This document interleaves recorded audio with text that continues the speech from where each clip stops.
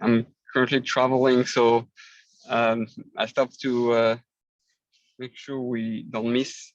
We'll do maybe a little bit shorter today, but we'll continue on Derech Hashem, which is fourth section, and chapter 6, paragraph 10. All right, so here it goes. The morning prayer service is divided into 4 general sections. The Siddur is called a Seder, right? Just like the Haggadah. And so we have really 4 sections, really, it's 4 parallel sections, which end up to be really 8 sections. 4 sections to go up to Shamayim, so to speak, and 4 sections to go back to earth, like a 4 level of meditation, so to speak, of ascension. One of the way that I like to present it is always that we are climbing Har Sinai, we're climbing a mountain, we're trying to get closer to God, and therefore there are the ladder with 4 steps, a mountain with 4 section on it. Okay, so the first one correspond to the Korbanos, involves readings associated with the sacrificial system. The second one is Psuke de Zimra, consists of psalms and other biblical praises. And the third section is the Shema and its blessing, and the fourth is the Amida, and first is the Amida, and concluding prayers. So he doesn't put it into 8, because really everything is to go to the Amida. So it's 4 sections till the Amida being the 4th section, and he considers the rest after the Amida just the concluding prayer, which is like associated, so to speak, with the Amida and bringing the energy of the Amida down to us, down to earth. So 4 sections. The readings associated with the sacrifices, with the Korbanos, are intended to purify the world as a whole and remove all obstacles and barriers that will hold back the high sustenance. So since we are in Olam Asiyah, in the physical world, the first step really is to remove all the klippos, all the barriers, all the things that this world, prevents us from achieving, everything that blocks us from spirituality. And that's why sacrifice is very physical. It's dealing with the physical world, material world. And by reading the sacrifice, we're able to, in a way, disconnect. That's why we read also the Akedat Yitzchak, which is controlling the body. Akedah, we bind our body and we only focus on the soul. So we attach the body to be able to be focused on the soul, which is also the idea behind the tefillin. So the biggest barrier is the physical world, and the Korbanos sacrifices helps us break that down. That was one of the reasons we have the Korbanos in the Beis Hamikdash. As we know from last time, the Korbanos replaced the Avodah of the Beis Hamikdash, and therefore we had that in the Beis Hamikdash, and we're able to come close to God this way also. Now, the second stage is the biblical praises, Psuke de Zimra, are intended to cause the light of God's presence to be revealed. God made this depend on the singing of his praises, and this is the meaning of the phrase, he chooses songs of praise, which is Habocher b'shirei zimra. I would say, we say at the end of Ishtabach. So what's going on is that once I've purified myself from the physical world, which is represented by the Korbanos, right, controlling the physical, then I purify that, like I go to the mikveh, so to speak, and then now I'm ready to receive the light of Hashem, the light of the spiritual world. How do I do that? By singing, right? It's a very important thing to understand that what the singing does. Just like when one sings, this the light of the soul, we get excited, we get aroused with our emotions and all that.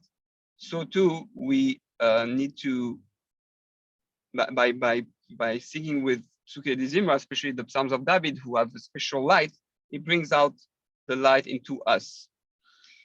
We also know that it's connected to the Malachim, the angels who are in the Olam HaYetzirah, which correspond to Psuke de Zimra. And what Malachim, angels, what do they do all day? They sing.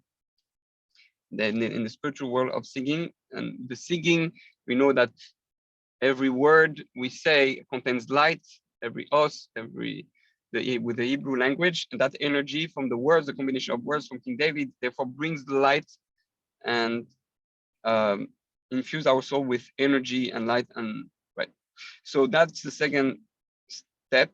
Third step, although we have already explained the significance of the Shema and its blessing in general, they also include another aspect.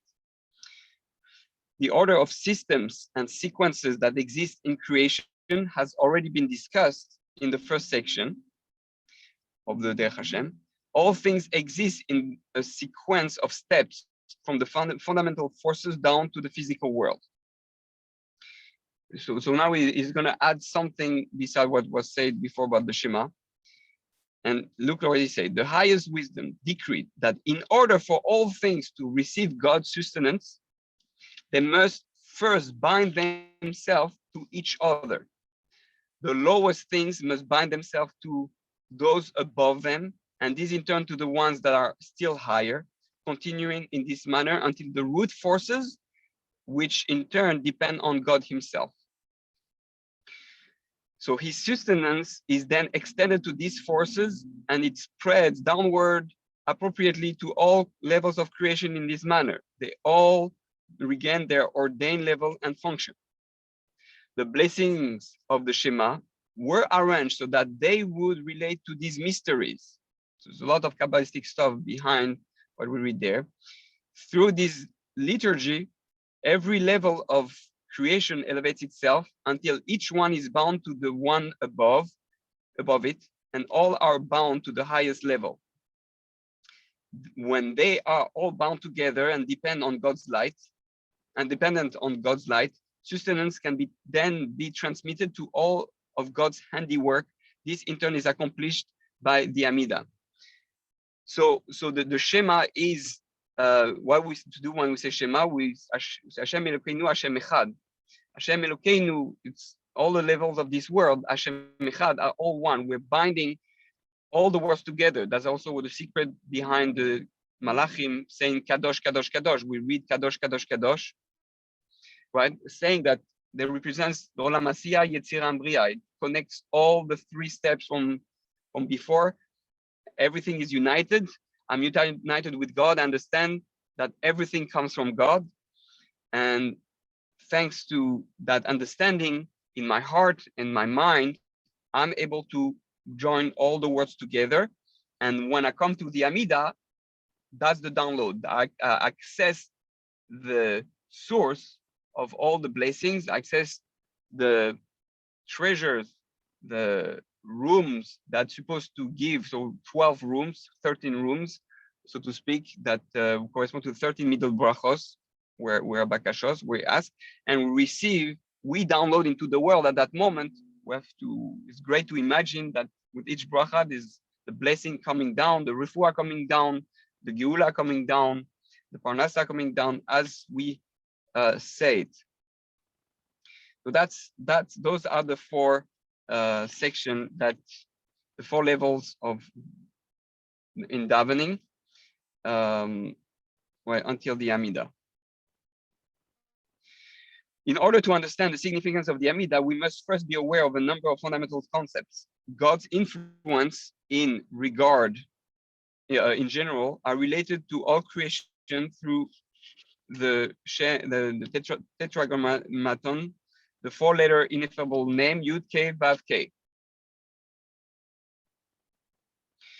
And that's why the fourth section of davening corresponds to Yud K Vav K also. So we start Hey with the korbanos and brachos. That's our world, Olam Hazeh. Then we go with the Vav to Psuke de Zimra. The Vav is a connection between two things. Vav means hook. Vav connects two words. So we connect the physical world to the world of Malachim, the spiritual world. So we're bringing light connected to that spiritual world to Olam Hazeh, and we then go to the next Hey, which is the Olam Abriya, the world where almost everything is united, where everything is united, right? And then we're able to access the Amida, which is the Yud, which is the source of everything, and we're able, therefore, to create a Yud K Vav K, the whole connection between the name of God, and that's what the fourth section of davening represents. The highest influences are divided into three major categories, and under these three are categorized all other types of influences in all the details. The three categories are alluded to by the first three letters of the Shem Hashem, Yud, Hey, and Vav. In order for all creation to be perfected, these three letters must be brought together, and their interconnection is alluded to by the final Hey. So that's a bit what we explain. Yud, K, Vav, connected, enables us to bring into the physical world, Olam Hazeh, into the final Hey, everything that is needed. And this way, we make a yichud of the name of Hashem. When we say Hashem Echad, Shema Yisrael Hashem Echad, that's what we're referring. We're connecting all the worlds. These three primary categories are also alluded to the initial description of God found in the Amida, namely the great, the mighty, and the awesome. Hakel, Hagadol, Hagibor, Ve'anora. Hagadol, Hagibor, Ve'anora, which would correspond to Chesed, Gvura, and Tiferes. There's the three avos, which correspond to three avos, the three fathers, three energies, the three traits that correspond to Yud K Vav, and allows us to go into the Dalet, which technically correspond to David. There's a whole thing in the Gemara that David Amelech, or actually he's going to speak about it. I'm speaking ahead. The merit of the three patriarchs, Abraham, Yitzchak, and Yaakov, is the factor responsible for bringing down the earth the three categories of heavenly influence. That helps us understand why those three avos are so important. The three avos, Abraham, Yitzchak, and Yaakov, each one represented one of the letter of Hashem's name, and therefore, when we understand who they were, what their character traits were, how they live their life, we are able to live and connect to the name of Hashem, to the power of Hashem, to how to bring God into this world through the Yud Abraham, through the He Yitzchak, and through the Vav Yaakov. The process is completed by the merit of David HaMelech, which is the fourth leg, the fourth section. And David HaMelech corresponds to Malchus, and that's why Malchus is kingship, is King David, which unites with the three influences, and through this joining of David HaMelech with the patriarchs, rectification is achieved for all of Israel. So the first three blessings of the Amida are ordained to parallel the three categories of influence. And through these blessings, the influence is brought down to creation as a whole. So that's why we have the Shmoneh Esrei structured the way it is, the Amida, where the first three brachos, which are Shevach, which are the praises, and that's Avraham for Magen Avraham. That's why he finishes with Magen Avraham, right? It's obvious. The trait of love, Hashem, Leman Shemo Be'ahava, that's what we say. God is king of the world, is the root, and he loves us. Then you have Yitzchak, which is the Gvura. That's why Gvura is represented by Akedat Yitzchak, the power of strength and structure and limitations to bring down the light of Hashem, represented by Abraham. And then we have Yaakov, which represents Hakel HaKadosh, which has to do with the Vav, because the Vav, Kedusha, is when you can connect two things, right? You have a husband and wife uniting for the right purpose. That's when there's Kedusha. So that's the Vav, and that's Yaakov representing the Vav that is going to connect the spiritual world, Abraham Yitzchak, to King David, the Olam Hazeh.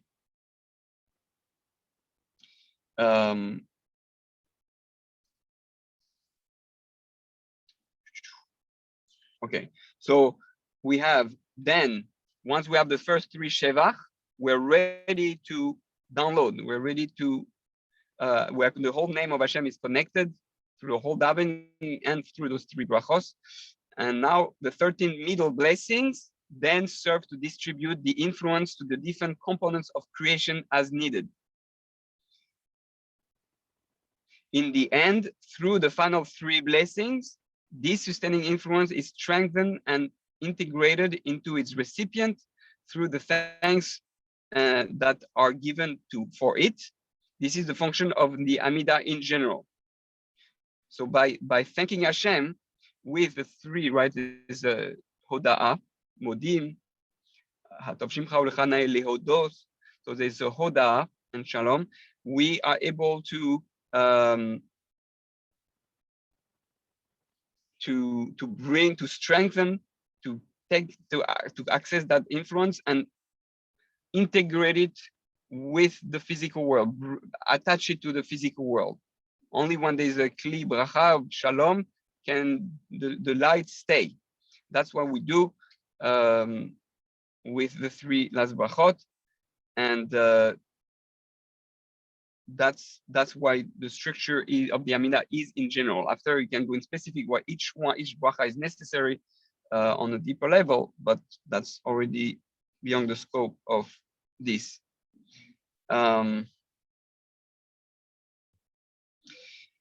Okay, so this is the weekday order. On holy days, however, only 7 blessings are ordained for the Amidah. So these days have their own intrinsic blessing and sanctity, which transmit God's sustenance. All that is therefore needed is a general effort, and this consists of the 7 blessings of the holy day Amidah. During the weekday, we have to do more work to bring the blessing down. On Shabbat, it's a gift. The blessing comes, it's about a gift. That's why you don't ask for personal things on or material things on Shabbat, because Shabbat itself gives you everything that you need. It's already there. You don't have to ask for it. So asking for it would be a contradiction and lack of respect in a way. All right, so that's the last 3 blessing. Sorry, the Amidah on Shabbat and holidays. The middle blessing relates to the general sanctity of the day. Sorry, the 7 blessings. I just skipped the line. Sorry. Right. All that is therefore needed is a general effort, and this consists of the 7 blessings of the holy day Amidah. These 7 blessings consist of the same first and last 3 as during the weekday service, so this doesn't change. We should create a connection between Yud Kei Vav Kei, between the top and bottom, but then the middle blessing relates to the general sanctity of the day, causing it to be strengthened, shine forth, and rule, thus enhancing and perfecting every detail of creation. So the middle blessings of Shabbat and Holy Day, we're just grabbing of what's already there. We're expanding the light that is already given. We will speak of this further in the later section.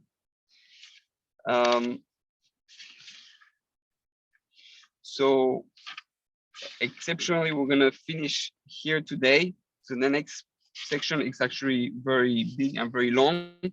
And it goes back to the fourth section, speaking about the four worlds. That's already more intense. So we'll continue Bezat Hashem next time on that. Already what we say today, it's a very high level to grasp and use. We can practice this week the uniting Yud Kei Vav Kei, the name of Hashem, through our davening. So if there are no questions, we will stop here and continue next week, Bezat Hashem. Next week we might do it early because it's no, maybe Wednesday. No, we know same time next week, same time, same Zoom. I thank you everyone for joining me on today and changing the world. And God willing, we will continue to do so next week. Have a great night.